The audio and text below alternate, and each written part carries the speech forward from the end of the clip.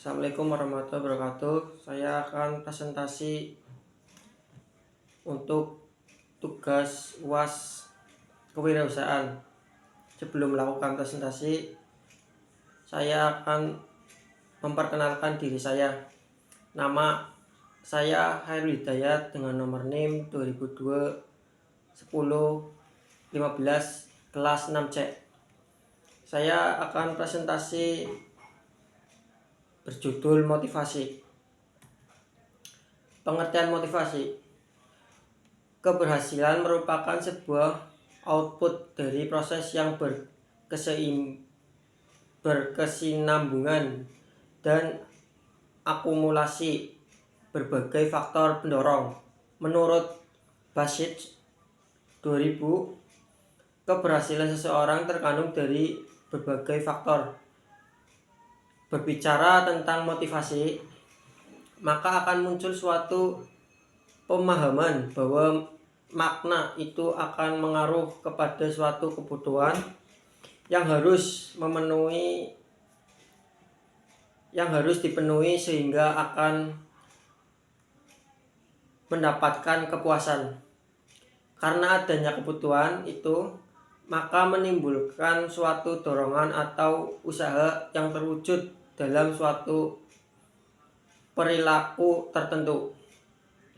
Konsep motivasi menyatakan bahwa bila mana seseorang sedang mengalami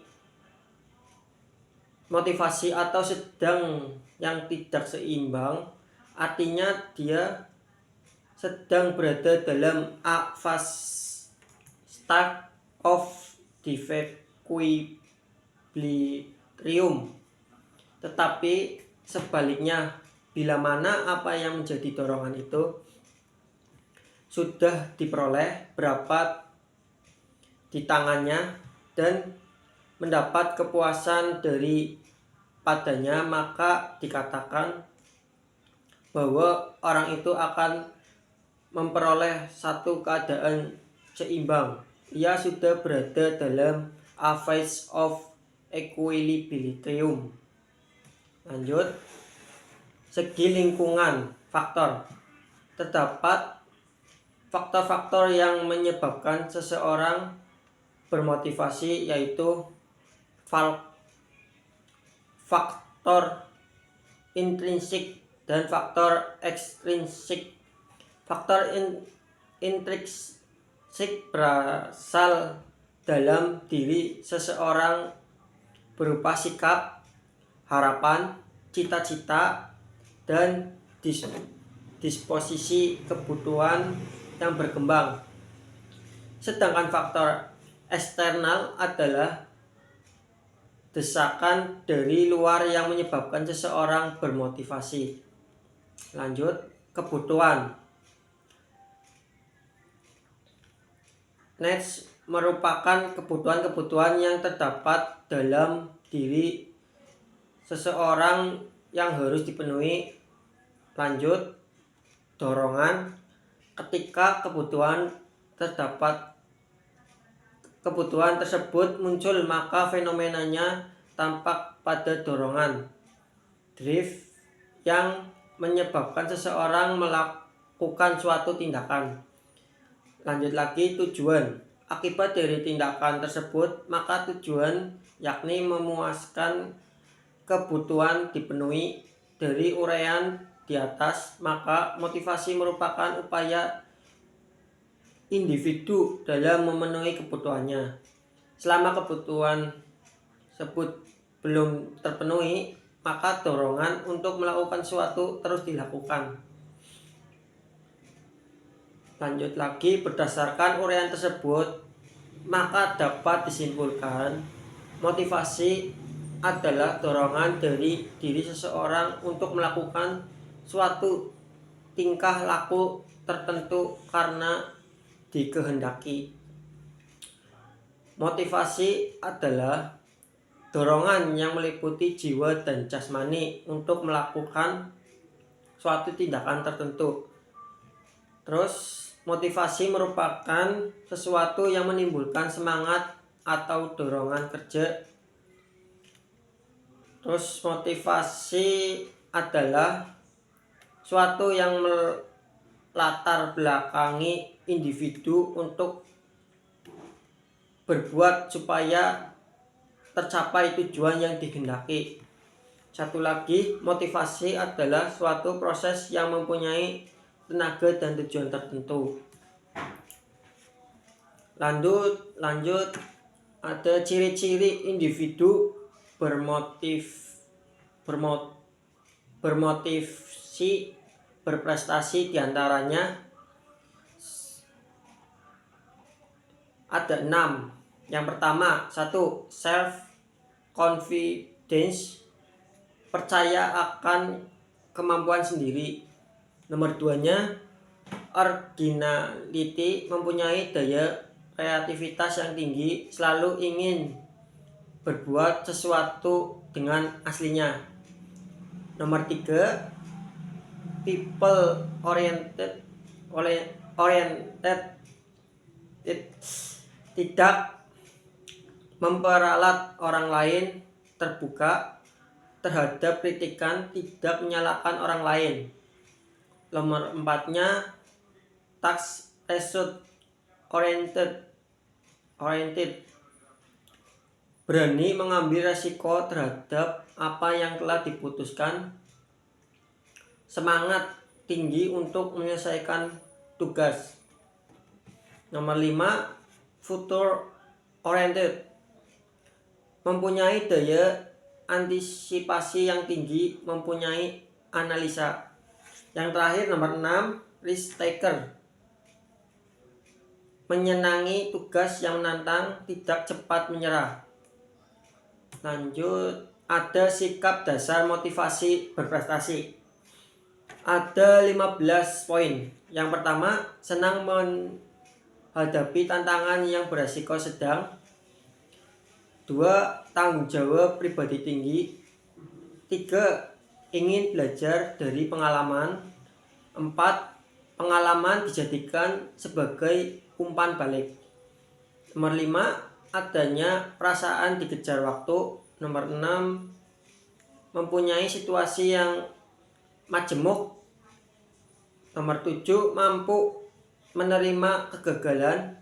Nomor 8. Mampu menggunakan pikiran dan akal. Nomor 9. Kreatif dan inovatif. Nomor 10. Mempunyai pengendalian diri yang kuat. Nomor 11. Sanggup bertahan dalam situasi yang tidak menentu. Nomor 12. Memiliki standar kesempurnaan untuk dirinya sendiri. Nomor 13. Sanggup terlibat dalam jangka waktu yang lama. 14. Mempelajari lingkungan. Dan yang terakhir nomor 15. Berhubungan tidak sekedar bersahabat, tetapi juga mendapatkan pengetahuan. Untuk karakter motivasi ada 3 poin. Yang A, majemuk, motivasi individu untuk melakukan tindakan pada dasarnya tidak hanya mengandung satu tujuan saja, melainkan lebih dari satu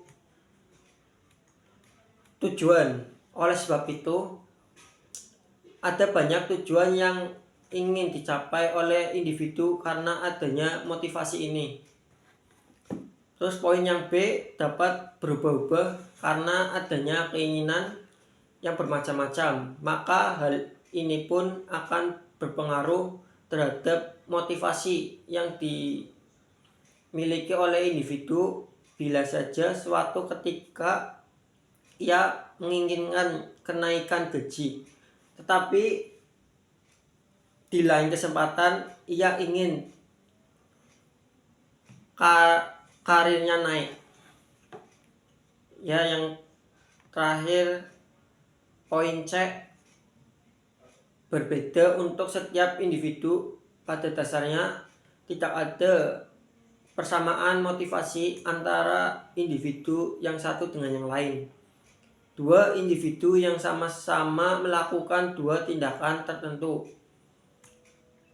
Bisa saja yang bermotivasi tindakan itu tidak sama. Beberapa tidak disadari. Ada semangat yang memahami mengapa ia melakukan suatu tindakan. Biasanya karena adanya peristiwa yang menekan keinginan masuk ke dalam bawah sadar, sehingga ketika muncul suatu tindakan, individu tersebut tidak mampu untuk mengenali motivasi apa. Untuk faktor penurunan motivasi ada 15 poin juga. Yang pertama, lingkungan yang tidak kondusif yang berakibat tidak nyaman. Nomor 2-nya, merasa berada dalam situasi yang menakutkan karena adanya ancaman. Nomor 3, beban pekerjaan yang melebihi kapasitas. Yang keempat, pekerjaan terlalu rutin, tidak ada tantangan. Nomor 5, kurang menguasai pekerjaan tersebut. Nomor 6, prosedurnya. Nomor 7, tidak ada ukuran tentang standar keberhasilan. Nomor 8, tidak ada keseimbangan antara reward dan punishment. Nomor 9, tidak ada kesempatan untuk mengembangkan skill sehingga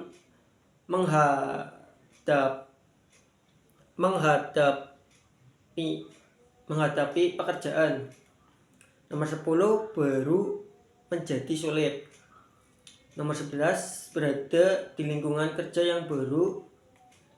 12-nya, mempunyai penilaian bahwa dirinya tidak berarti dalam kelompok. Nomor 13, tidak memperoleh umpan balik yang membangun. Nomor 14, kurang memperoleh pengarahan dan bimbingan dari atasan. Poin yang terakhir, nomor 15, merasa diasingkan oleh teman-teman. Lanjut, ada teori motivasi. Teori kebutuhan. Teori ini beranggapan bahwa tindakan manusia pada hakikatnya untuk memenuhi kebutuhannya. Oleh sebab itu, apabila pimpinan ingin memotivasi bawahannya, harus mengetahui apa kebutuhan bawahannya.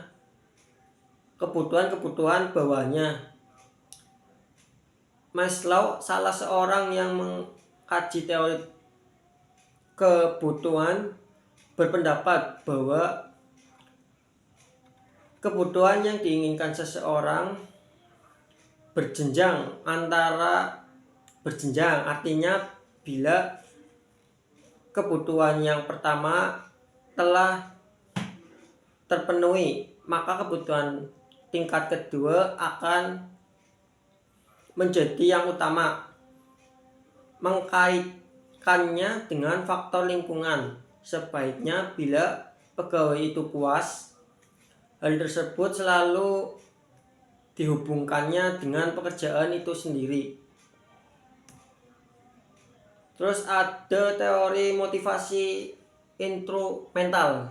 Teori instrumental ini meliputi teori tukar-menukar, Eckhart teori, dan teori harapan, ekspektasi teori. Secara ringkas, mengenai teori tukar-menukar dalam buku Administrative Behavior tulisan Sinom, lebih dikenal dengan sebutan Model of Organization Equilibrium, dijelaskan bahwa dalam setiap organisasi selalu terjadi proses tukar-menukar atau jual beli antara organisasi dengan orang-orang yang bekerja di dalamnya.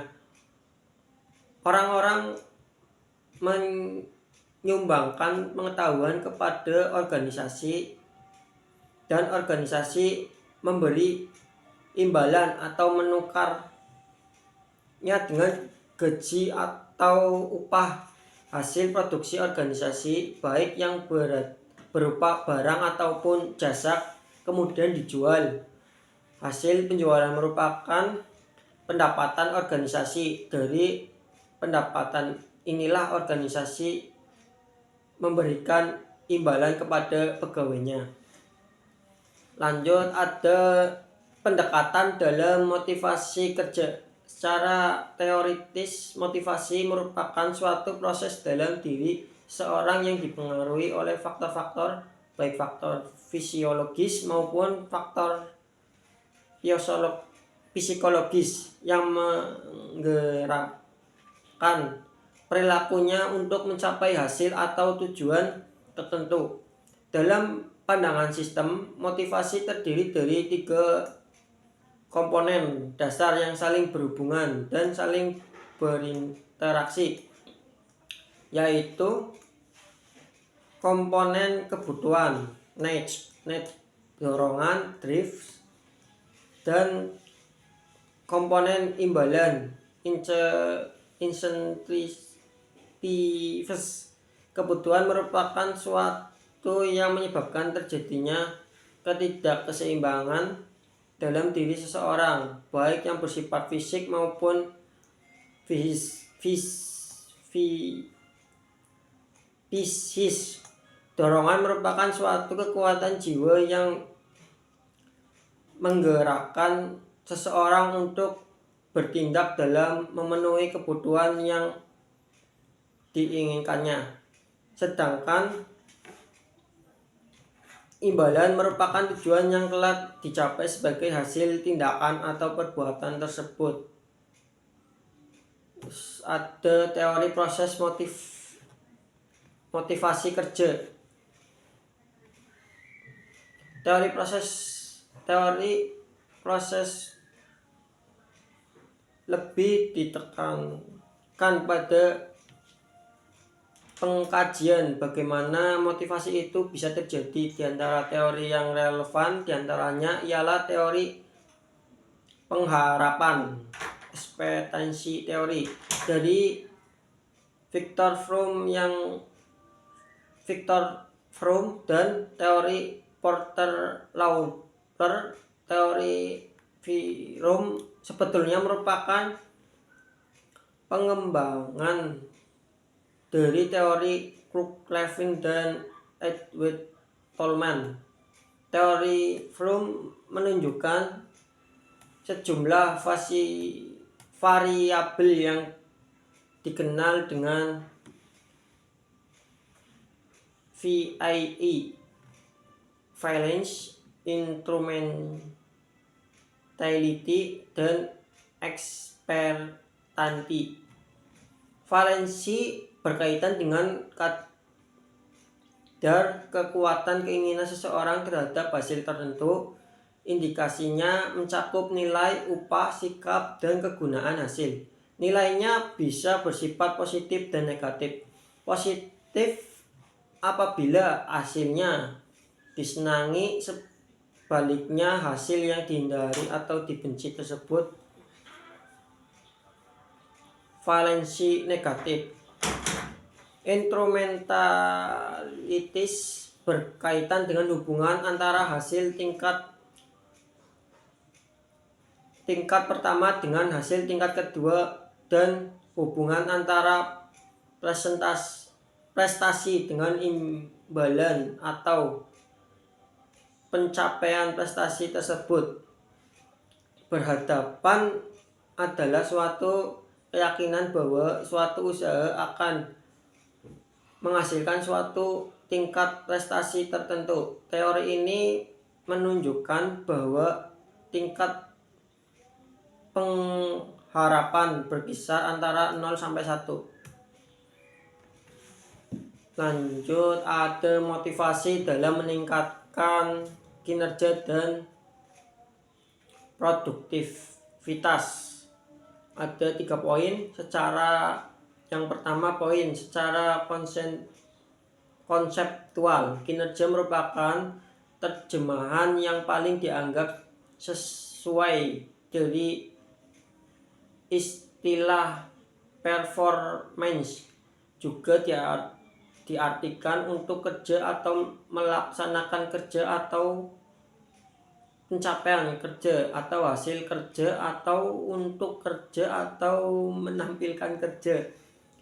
Sweet dalam Yoyon Bhatyar Irianto